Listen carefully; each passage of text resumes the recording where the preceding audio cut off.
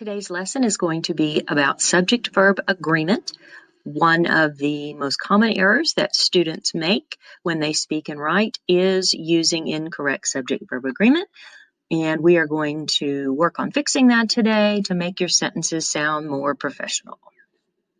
When you have a sentence that has correct subject-verb agreement, the parts of the sentence agree in number. Agreeing in number means if you have a singular subject, you will use a singular verb.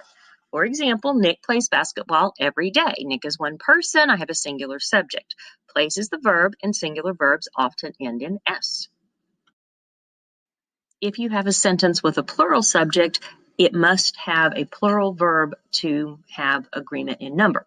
For example, Shelby and Bella are office aides. Shelby and Bella, there's two, so I have a plural subject. Are is the verb. Plural verbs generally do not end in S. Let's start with some singular examples. For my first example, the puppy rolls in the muddy puddle in the backyard. The sentence is about the puppy, so puppy is the subject. What is the puppy doing? He's rolling.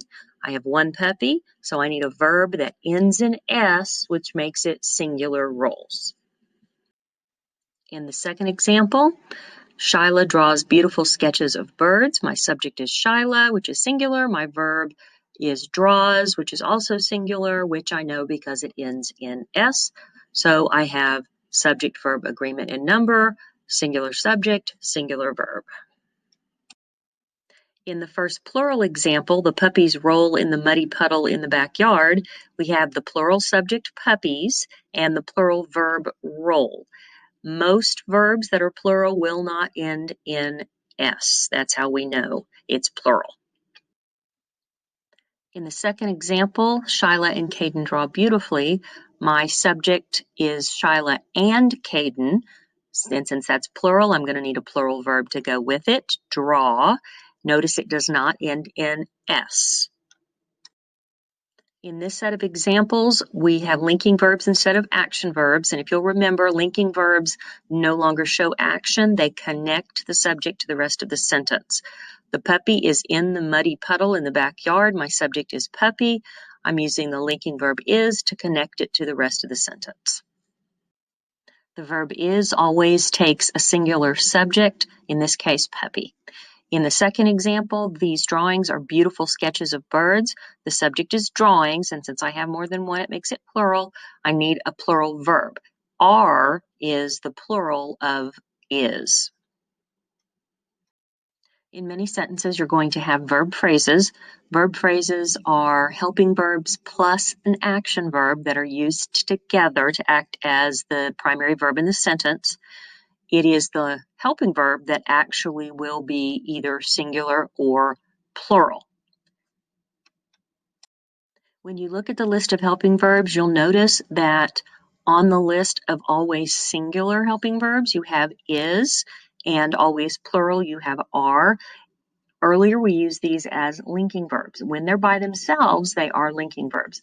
When they are used with that action verb, they become a helping verb. Subject-verb agreement, when you're working with a verb phrase, follows the same rules. Singular goes with singular and plural goes with plural.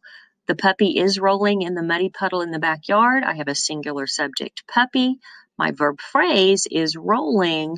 Is the helping verb, and that makes it singular. In the second sentence, Shyla's drawings are hanging in the museum.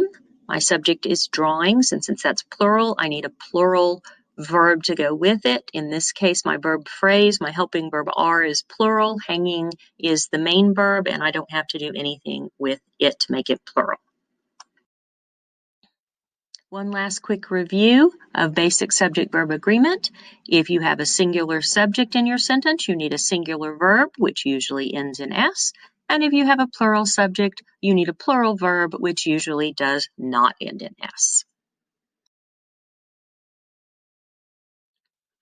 That's the end of today's mini lesson. Go ahead and go into Google Classroom and complete your assignment for today. I will stay on the Google Meet, so if you have any questions or need any help with the assignment, you can check back in with me. I will see you at the end of class for the end of class exit ticket.